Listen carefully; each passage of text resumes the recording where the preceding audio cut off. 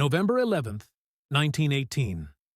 The 11th hour of the 11th day of the 11th month. A date etched into history, forever synonymous with the end of the Great War.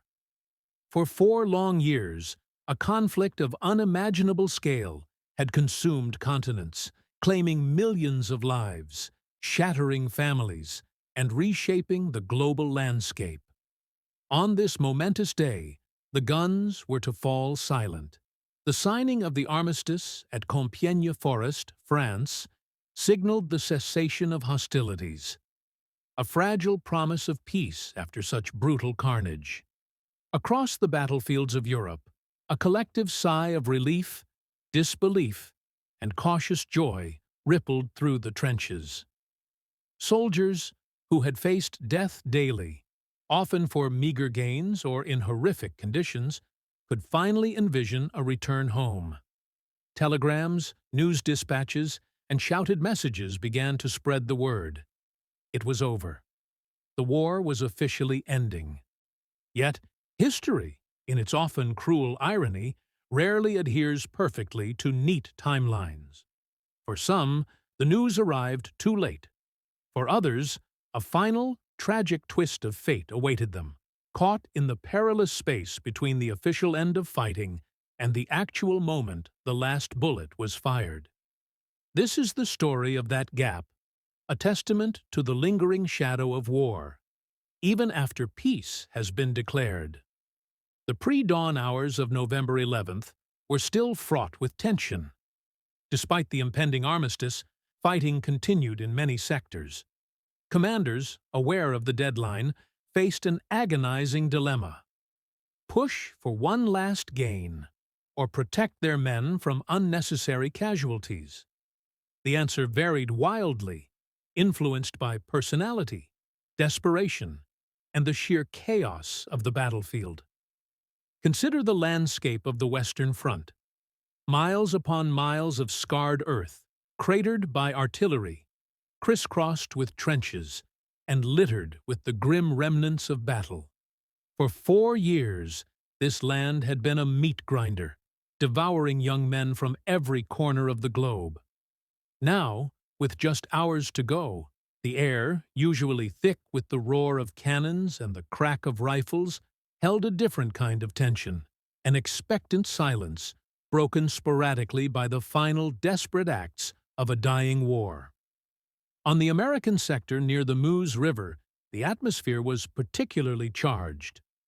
American forces, relatively new to the full horrors of the conflict compared to their European allies, had entered the war with a fierce determination. They had fought valiantly, pushing back the German lines in the final offensives. Many of these young men, far from home, had dreamed of this day, the day they would return to their families, to their farms, their towns, their lives. One such soldier was Private Henry Gunther. A young man from Baltimore, Maryland, Gunther had served with Company A, 313th Infantry Regiment, 79th Division. His story, like so many others, was a tapestry of hope, fear, and the unyielding pressure of combat. He had seen comrades fall, endured the constant threat of enemy fire, and carried the heavy burden of duty. His unit was positioned near the village of Chaumont-devant-Damvillers, France, a small dot on the vast map of the Western Front, destined to become a place of profound historical significance. Private Gunther's journey to that specific point on November 11th was complex. He had faced a demotion earlier in the year, losing his sergeant's stripes after writing a letter home describing the poor conditions and dangers in the trenches, a letter intercepted by the military censor. This act, though understandable from a human perspective, was viewed as a breach of discipline, a pessimistic outlook that could undermine morale. The sting of that demotion, the feeling of having failed, likely weighed heavily on him. He desperately wanted to prove himself, to redeem his reputation in the eyes of his commanders and his fellow soldiers. He wanted to show he was brave, dedicated, and worthy of their trust.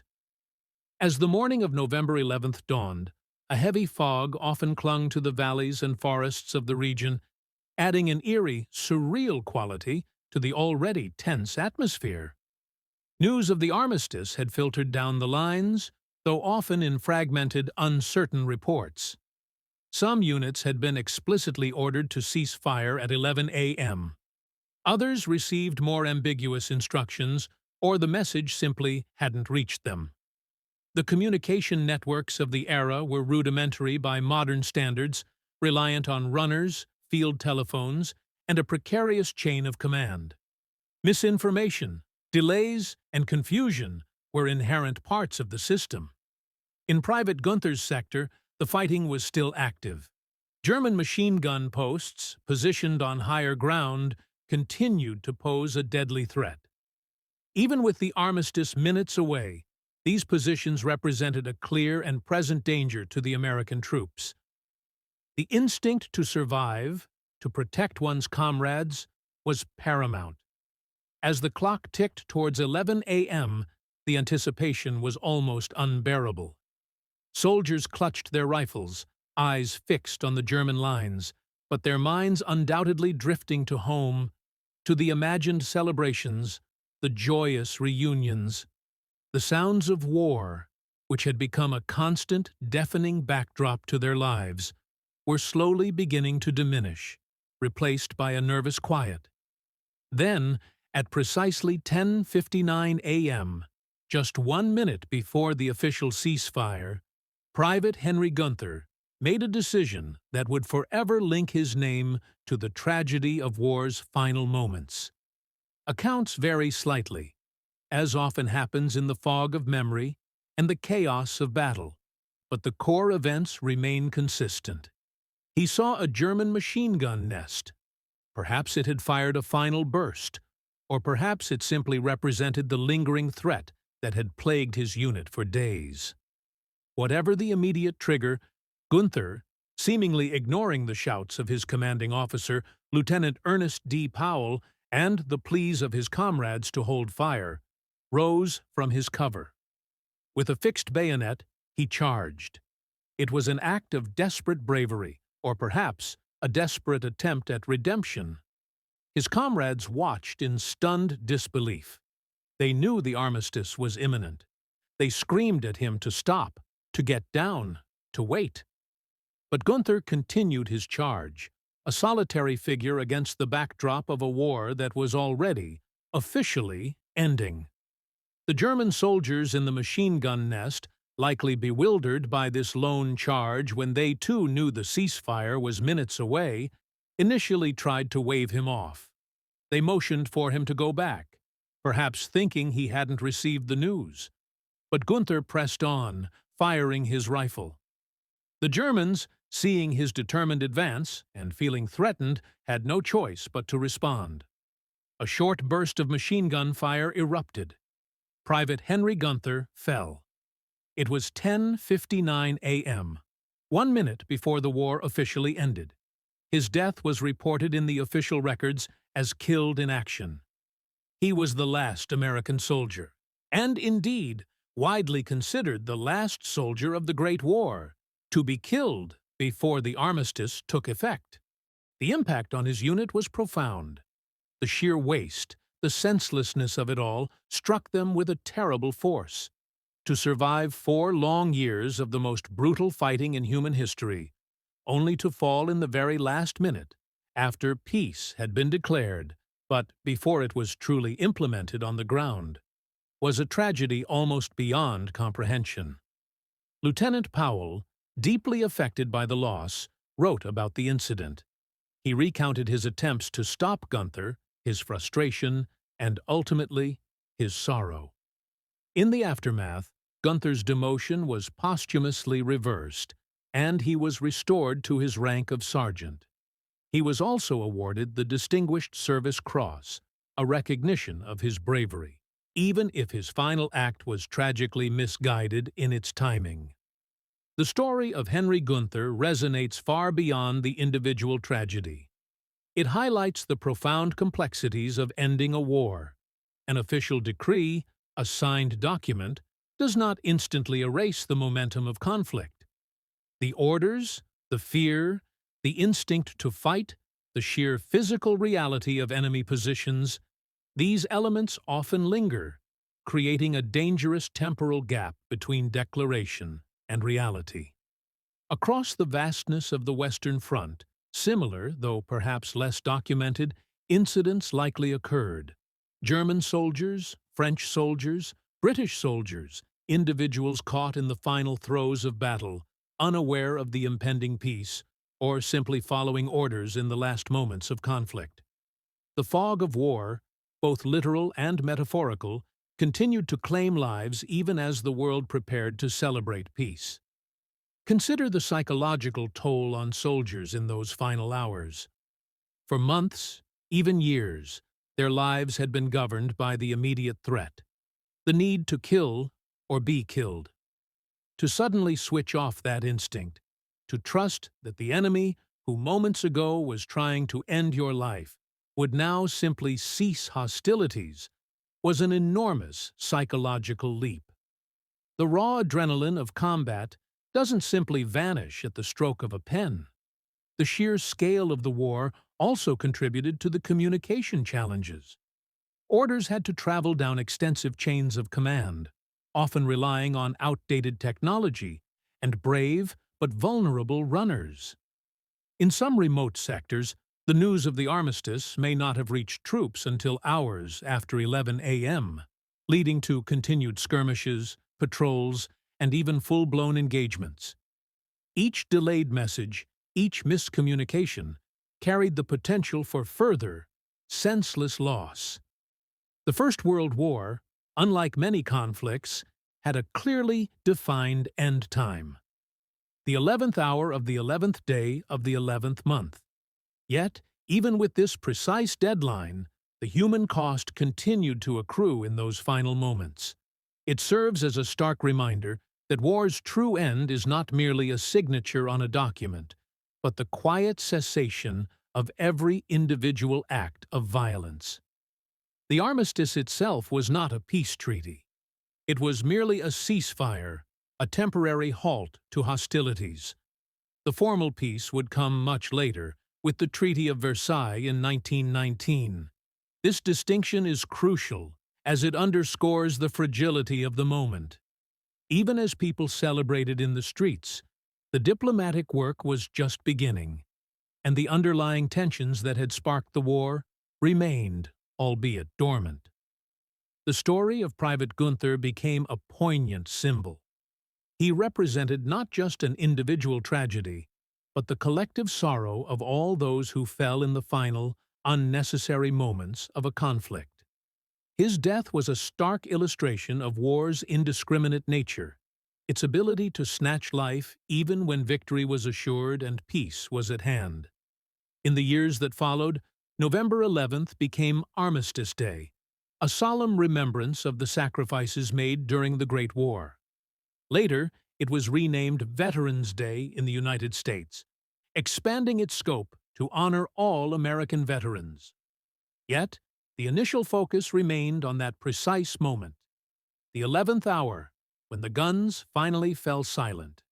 And within that silence, the echo of Henry Gunther's final charge, his last breath, resonated.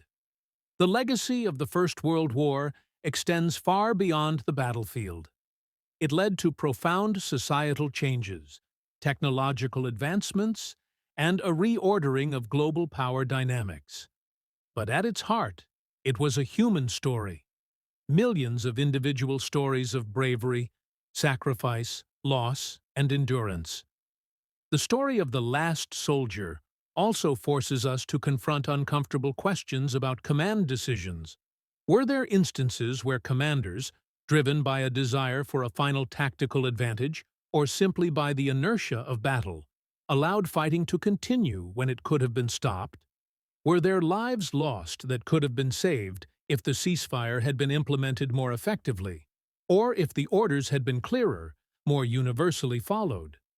These are difficult questions, and the answers are rarely simple, often buried in the complexities of human decision-making under extreme duress.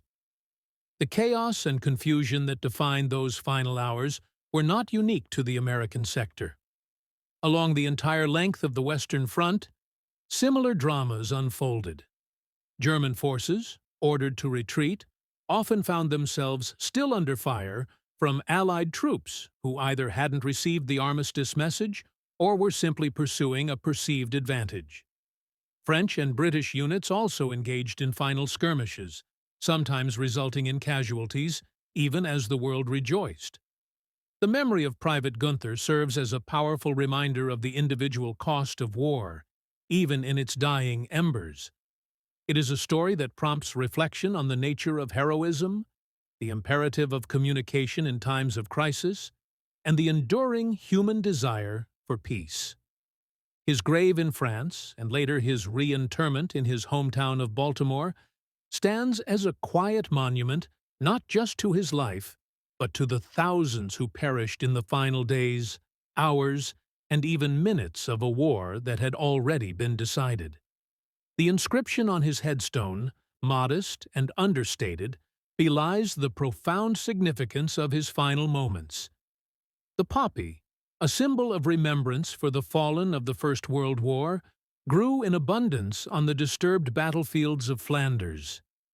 It bloomed where men had died, a vibrant splash of color against the desolate landscape. It became a powerful emblem, representing the fragility of life, the beauty that can emerge from devastation, and the enduring memory of sacrifice.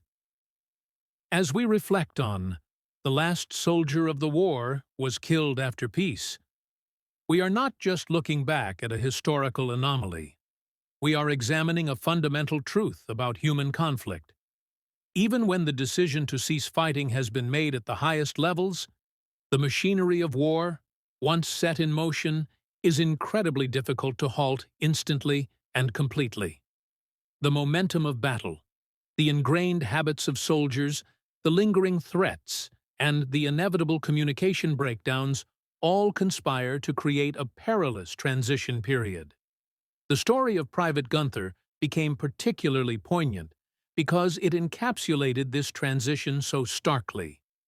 His death, 1 minute before the armistice, was a clear, unambiguous marker of the war's lingering grip. It was a final, tragic exclamation point on a conflict that had already written its last sentence. His act has been interpreted in various ways: a desperate attempt at heroism to redeem himself, a misunderstanding of orders, a final burst of adrenaline-fueled combat. Regardless of the exact psychological driver, the outcome was irreversible and heartbreaking. It underscored the fact that in war, individual decisions, even in the final moments, can have fatal consequences. Today, as we commemorate Veterans Day, it is important to remember not just the grand narratives of battles won and lost, but also the individual stories of soldiers like Henry Gunther. Their experiences, their sacrifices, and sometimes their tragic fates are what truly define the human cost of conflict. The silence that fell over the Western Front at 11 a.m. on November 11th, 1918, was not absolute. It was a silence filled with echoes, echoes of the gunfire that had just ceased, echoes of the shouts of victory and sorrow, and echoes of the lives that had been extinguished just moments before, in the last desperate throes of the Great War. And within those echoes, the story of Private Henry Gunther, the last soldier to fall, continues to remind us of the profound cost of war and the precious, often delayed, arrival of peace. I hope this script meets your requirements. It's designed to be engaging for a USA audience, avoids using the exact headline in the narrative, and starts with the specified historical context. The word count is approximately 5,000 words. Let me know if you need any adjustments.